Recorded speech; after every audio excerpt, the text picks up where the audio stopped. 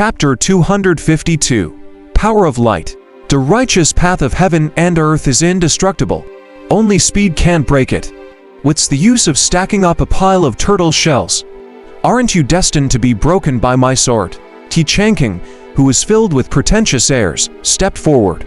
He was clearly panting heavily from exhaustion and sweating profusely, but he still deliberately smoothed his hair and straightened his back, appearing very gentlemanly.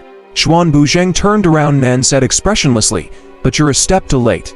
Your sharpness is destined to be always short of breaking through my defense." Song Shi wanted to laugh when he heard that. One of them attacked while the other defended. They were born to be sworn enemies. Ti Changqing's eyebrows twitched and he said disdainfully, "I just didn't want to climb up like a certain someone who was crawling up like a dog." Song Shi saw sparks shooting out of their eyes, which collided violently in the air as both glared at each other. In the end, the two of them did not fight because they were too tired. How could they still have the strength to fight after climbing for so long? Ti Changqing glanced at Song Shi and sat on the ground with a smile. He cupped his fists and said, "I was wrong previously. Brother Song is really amazing. I also think him very powerful." Song Shi nodded. He couldn't be polite when talking to this guy. He had to be pretentious when he had to. Otherwise, he would be taken advantage of by the other party. Ti Changqing felt like he had been choked. This was the first time he had met someone so impolite. He glanced at Jin Wuji, too tired. He'll recuperate for a while. He wasn't in a hurry to retrieve his treasure. He sat cross-legged on the ground and immediately began his restoration. Having learned his lesson, he did not give Song Shi any chance. "This guy. Is there a need to guard against me? You make it seem like him going to snatch your things." Song Shi pursed his lips. The other party's actions were indeed wise. This was because he was restricted by the rules and could not take the supreme treasure again, unless someone else took it. From this, it could be seen that Jin Wuji was too arrogant. He thought that his identity was strong enough that Song Shi would not dare to snatch from him. In the end, he met someone who did not play according to his plan. The top of the immortal opportunity platform fell silent again. Song Shi leisurely looked at the divine technique he acquired. An hour later, the princess of Li Nation, who had interacted with Song Shi before, walked up. Her clothes were drenched in sweat and stuck to her body, accentuating her beautiful figure. Song Shi, who was reading, was distracted. He sized up the girl with admiration and said with a smile, "Your figure is really not bad. What's your name?" "Fenwu."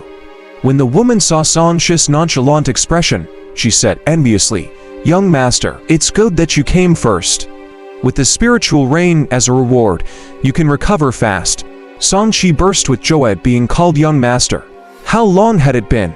Ever since he joined the Heavenly Ghost sect, people had just been calling him Old Ghost. How could that be better than being called young master? Song Shi smiled and patted the ground beside him. "Young master is really generous. You're even willing to let me take a look at such a divine technique." Smiling, Fengwu walked over gracefully and sat down next to Song Shi, bringing with her a nice fragrance. Song Shi sized up Fengwu's voluptuous figure from a close distance. Her skin was so rosy that it looked as if water could drip from it. She looked so tired that he couldn't help but pity her. Her long eyelashes fluttered and her beautiful eyes sparkled. "Thank you for your kind intentions, young master. I'm a woman and I am not suitable to cultivate such domineering martial arts. It's better for young master to take a look by himself. I'm quite suitable. Brother Song, can you show me?" Xuan Buzheng interrupted shamelessly. "You're ugly. I don't want to show you." Song Shi replied angrily and lowered his head to ignore him. Xuan Buzheng pursed his lips. "He is really horny. Let me get my sister to try later." At this moment, there were already 5 people on the stage, reaching the average level of previous years. Song Shi could also roughly tell that among this generation of young people, the young royals of Jin, Li, Shui, and Sword Kingdom should be the strongest. When he finished reading the Akalantha body, no one came up again. They were all waiting for the final sprint after restoring their strength. "Take it." Song Shi threw the golden book to Xuan Buzheng.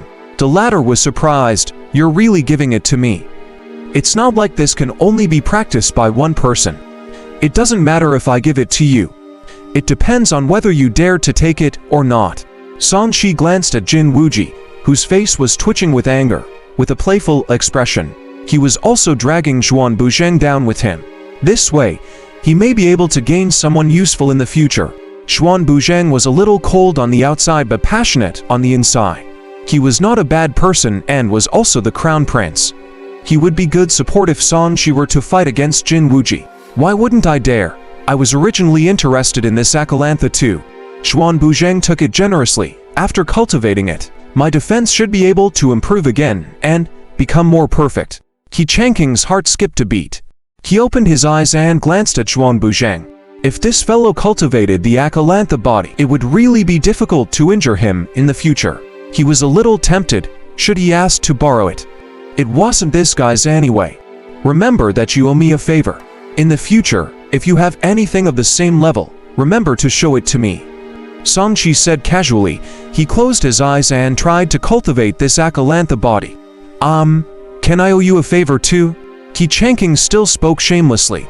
Are you guys down? Qi and Wuji were angrily.